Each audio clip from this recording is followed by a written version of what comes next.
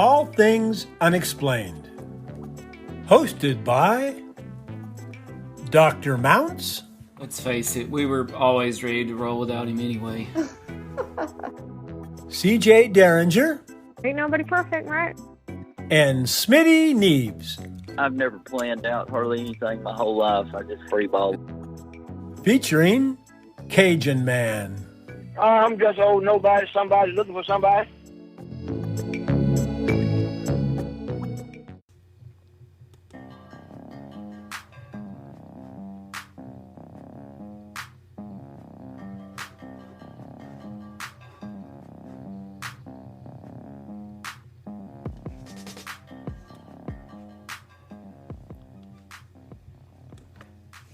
All right, what an epic story. The story of Mr. Billy. It was definitely an epic one. I think we really bit off maybe more than we could chew when we got into this story. And wow, did we have quite the story to tell. I think we absolutely bit off more than we can chew. I know after that first interview with Mr. Billy, we all went, okay, well, we've got hours worth of content. How do we present it properly? How do we give it its justice for how great it all is? And really learned a lot too as we dug deeper into all things UFO. Oh yeah, not only that, but we just got so much information from the Center for UFO Studies, from other places, from Mississippi State University, and from historians, that we could have spent years, I'm serious, years, just investigating the background and all the connections that tied in with Mr. Billy's one experience here with all of these other law enforcement officers. It was just amazing. It was a true rabbit hole that had no end, and we really just had to do the best we could do with it. Yeah. Kind of reminds me of your introductions usually. A rabbit hole with no end. But yeah, you're right though. It was a lot of information to process, especially when you're talking to a guy that's passionate about what he's talking about. It was very interesting to hear his take on this and to have that eyewitness account.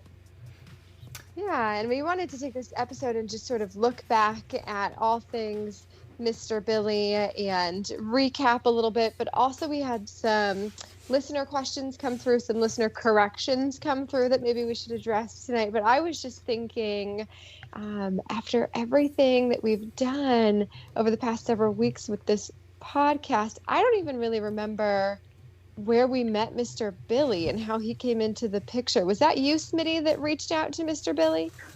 Yeah, I called the Flora City Hall, and then I got to talking to the secretary, and I asked who I needed to speak with about the Flora UFO sighting, and she said, here's the name of the man that you needed to speak to. So she gave me his name and his number, and I called him. Well, actually, I called another guy, and then he connected me to Mr. Billy.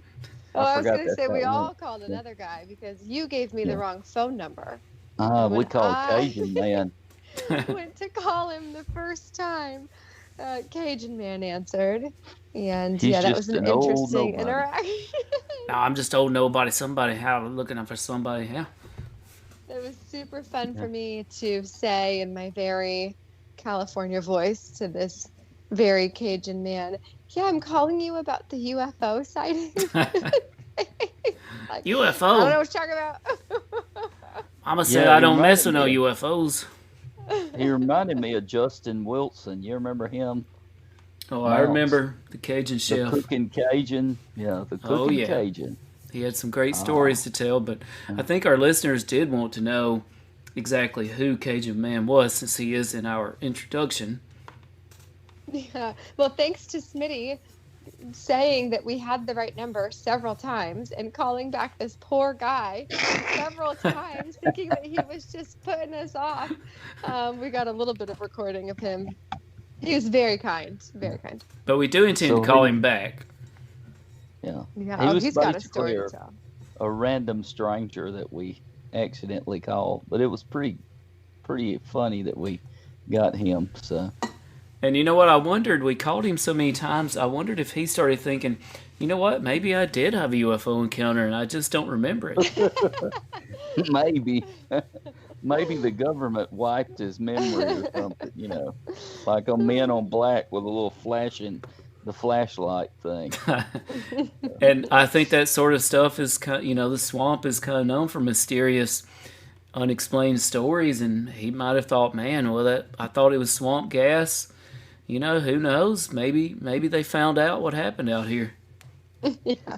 Well, he sounded like he might have had a few in him when he was talking, so Well, if that's the case, he must have been drinking all day because we called him several different times a day. Well, that's true. Yeah, but that's natural light and Schlitz malt liquor day drinking territory down there. Oh, well, it definitely made for some funny clips. That's for sure, and I think it bears to point out to the listeners that when we set out to make this podcast, our first story idea was actually around the 1974 Pascagoula, Mississippi abduction, and there were two gentlemen who were supposedly abducted by a UFO in Pascagoula, Mississippi, not far from Florida, just a few years earlier. And it was through that process, and we did not get very far into the Pascagoula situation, but it was through that process that Smitty happened upon the historian that knew Mr. Billy. Yes. So let's go back to, you said when we set out to do this podcast, we had some things in mind, and a couple of our listeners have asked, what inspired us to make this podcast, what our goal is with it. And I thought that might be interesting for those of our listeners that maybe didn't catch the first episode, and they should definitely go back and check that out. But if they didn't, then they did miss a little bit about who we are and what we're trying to do here. So Tim, why don't you tell us a little bit about, what inspired you? Because you certainly came up with the idea of doing a podcast and brought that to my attention. Well, so I was born on Halloween. I've always loved spooky, mysterious things. My books that I write are based on cryptids and unexplained creatures, and it's just always been kind of a part of my life, from the shows I watch to the things I investigate and explore in my free time. And also, I'm a very laid-back guy, just likes to have a good time, likes to laugh. And so I really wanted to do a podcast where I could combine those passions with my friends who shared the same interest or might go along the journey with me. I know Smitty is a historian, and CJ, you graduated first in your class, a brilliant woman in your own right, and you're so professional and organized, and I knew what you would bring to the show, and I just thought, wow, us three would make a terrific team for bringing a fun experience about unexplained, mysterious topics to people. And I think people right now are really interested in that sort of thing. The world is kind of depressing out there. I think that people are tired of hearing depressing stories about politics and corona, and they just want to find something to escape with. And growing up, I was always into comic books, and the main reason I read comic books and so many books was because they created another world for me to escape into. It was completely different from the mundane, ordinary realm that I was in day to day. And for me, that's what this podcast is for, to give people a place to escape to. Yeah, I agree. I definitely wanted to create something where people could escape. For me, I think my background's a little bit different. I don't think I was all that naturally curious growing up. I think I took the information that was given to me, I digested it, and then I spit it back out in test form or essay form or whatever it may be. I never really stopped to think about what was around me that maybe I wasn't seeing or that people weren't sharing with me. And I think as I've become an adult, I've become much more curious about my world around me. And now that I have children, seeing the world through their eyes and wanting to teach them things that I maybe didn't learn before. is where I came into the picture of wanting to jump on this journey as well. And then in terms of the title, All Things Unexplained, I just wanted to sort of play off the idea that we were going to tackle things that weren't explained, but also that we weren't necessarily going to explain them ourselves. We aren't looking to give anybody answers or to change anybody's opinions. We just want to share the information that's out there and let people make of it what they will. And that's really important to me, that we're not trying to force feed anybody anything, that they can take what they hear and make of it what they want to. Absolutely. Yeah, Smitty, I what agree. about you? Just as a historian, I've always been naturally curious about lots of different things, especially what if situations, because history has taken place in such finite time. Even 30 seconds or less can change the history of the world, and all of these things that are explored and looked at, I've just been curious about since I was younger. And as an avid historian and history teacher, some of those things I like to explore myself and try to get at the heart of. And really, it's just a fun way to hang out with you guys and to look at things that normally I don't get to look at in the classroom. Absolutely. So going back to Mr. Billy and his story, what part of his story stood out to each of you the most? What has stuck with you after this last podcast here? I think the thing that stood out to me the most was the sheer number of law enforcement officers who saw this event unfold. And it's hard to dispute the fact that this event happened due to the credibility of all the witnesses that were involved. I mean, we only talked to Mr. Billy, but at the same time, you could go to the papers at this point in time and you could see other eyewitness accounts. And even one of the, was it sheriffs down there, went to the Mississippi State Legislature, or maybe it was the U.S., and asked if they could do more UFO investigations in the coast on that area. So I thought that was pretty impressive.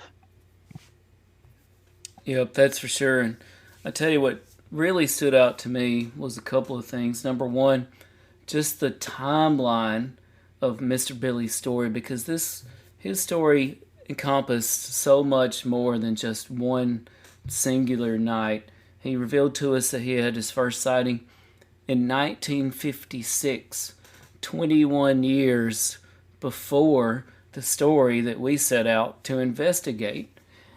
He had sightings along with the rest of the town throughout the 50s and 60s and 70s, and have continued to have them since then all the way up to present day. So we're talking about an event around a town that has literally been going on for at least 60 years, which is just incredible. If you think about it. We set out to find out more about one night, and what we found out was about a town that has been plagued, if you will, by UFO sightings for 60 plus years. An entire town having these experiences. Now, not only was the timeline impressive to me, but when Mr. Billy revealed to us, and like Smitty said, you could pull up this story in the news right now. There's been newspaper articles about it and news videos about it.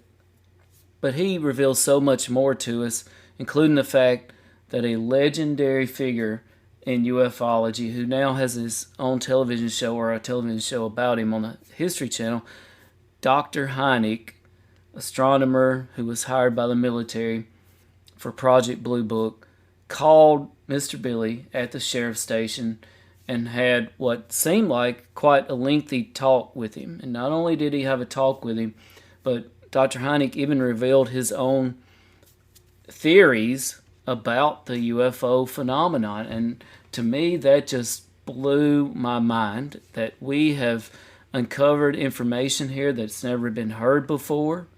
It was clear to me Mr. Billy has never told anybody else this. If he has, it's never been in the news in any way. And I was just like, wow, I was flabbergasted. I'm totally intrigued by Dr. Hynek and who he was, a brilliant scientist that started off attempting to, or by the government, to debunk all of these stories.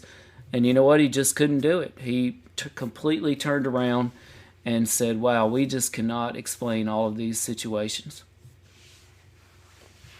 Yeah, and that's pretty impressive because this is not a guy that was your average run-of-the-mill person. This is a man who's devoted his whole life to science, if I'm not mistaken. And in order for him to, like you said, disprove these things, he ended up becoming a believer instead of a disbeliever. So that's pretty